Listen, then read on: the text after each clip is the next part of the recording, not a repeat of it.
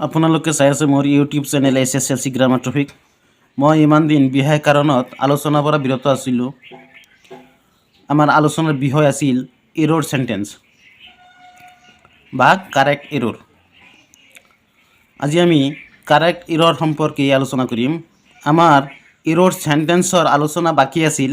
আমাৰ আলোচনা যাতে বাকী নাথাকে হেতুকে কেইটামান সেন্টেন্স মই বহিত লিখি দিছোঁ। প্ৰথম সেন্টেন্স হ'ল হি ইজ ৱৰ্কিং হাৰ্ডলি। ইয়াত হাৰ্ডলি দিছে, গতিকে সেন্টেন্সটো ভুল হৈ আছে। যদি আমি এই সেন্টেন্সটো শুদ্ধকৈ লিখোঁ হ'ব হি ইজ ৱৰ্কিং হাৰ্ড। তেওঁ কঠোৰ কাম কৰি আছিল।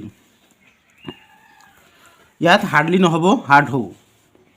2 নম্বৰ সেন্টেন্স হ'ল each of the boys play cricket. এই সেন্টেন্সটোত কি ভুল আছে মই আপোনালোকক দেখুৱাই দি আছোঁ ক'ত ভুল আছে। ইচ অফ দ্য বয়েজ ইয়াত বুজোৱা হৈছে ল'ৰাসমূহৰ এজন। ইচ মানে এজন বুজায়, ইয়াত বয় বহু বচন আছে, গতিকে ল'ৰাসমূহৰ এজন। এজন হ'লে থাৰ্ড পাৰ্চন ছিংগুলাৰ নাম্বাৰ হৈ গ'ল। থাৰ্ড পাৰ্চন ছিংগুলাৰ নাম্বাৰ হ'লে প্ৰেজেণ্ট টেন্সৰ ভাৰ্বৰ লগত এছ হয়। নিশ্চয় বুজিবলৈ সক্ষম হৈছে। ইয়াত ইচ অফ দ্য বয়েজ লিখা আছে, গতিকে প্ৰেজেণ্ট টেন্সৰ ভাৰ্বৰ লগত এছ হ'ব। Each of the boys plays cricket. এতিয়া শুদ্ধ হৈছে। 3 নম্বৰ সেন্টেন্স হ'ল I do not know' to do it. মই আপোনালোকক সহজতে বুজাৰ বাবে মই কৈ দিছোঁ যে যদি কোনো সেন্টেন্স ন' থাকে তেতিয়াহ'লে ন'ৰ লগত হাউ বহুৱাই দিব। I do not know' how two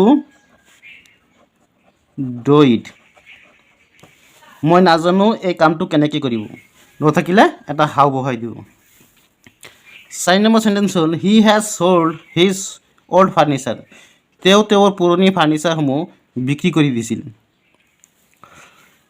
ইয়াত বিশেষ ভুল নাই, মাত্ৰ এটা এছ বেছি দিয়া আছে, এছটো উঠাই দিব লাগিব। ফাৰ্নিচাৰ নিজে এটা বহু বচন, কাৰণ ফাৰ্নিচাৰ বুজালে টেবিল চেয়াৰ বিচনা বহুত কিবা কিবি বুজায়, গতিকে ইয়াৰ লগত এছ দিয়াৰ প্ৰয়োজন নাই। শুদ্ধ কৰি লিখিলে হ'ব he has sold his old furniture.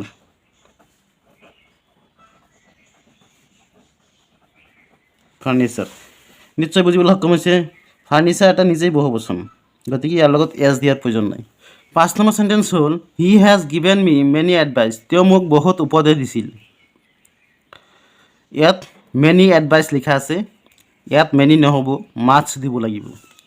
He has given me much advice, মেনিৰ ঠাইত মাছ হ'ব। 6 নম্বৰ সেন্টেন্স হ'ল হি গেভ ফলছ উইটনেছ। তেওঁ মিছা সাক্ষী দিছিল। ইয়াত মিছা সাক্ষী দিছিল, উইটনেছ নহ'ব, ইয়াত দিব লাগিব এভিডিয়েন্স।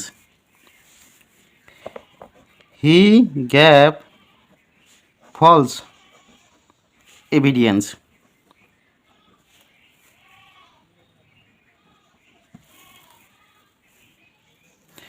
হি গেভ ফলছ এভিডিয়েন্স, ইয়াত উইটনেছ নহ'ব, ইয়াত এভিডিয়েন্স দিব লাগিব। আপোনালোকে বাৰ বাৰ প্ৰেক্টিছ কৰিব, চাব আপোনালোকৰ সহজ লাগি আছে।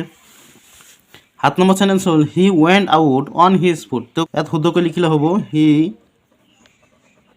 ৱেণ্ট আউট, তেওঁ গুচি গৈছিল।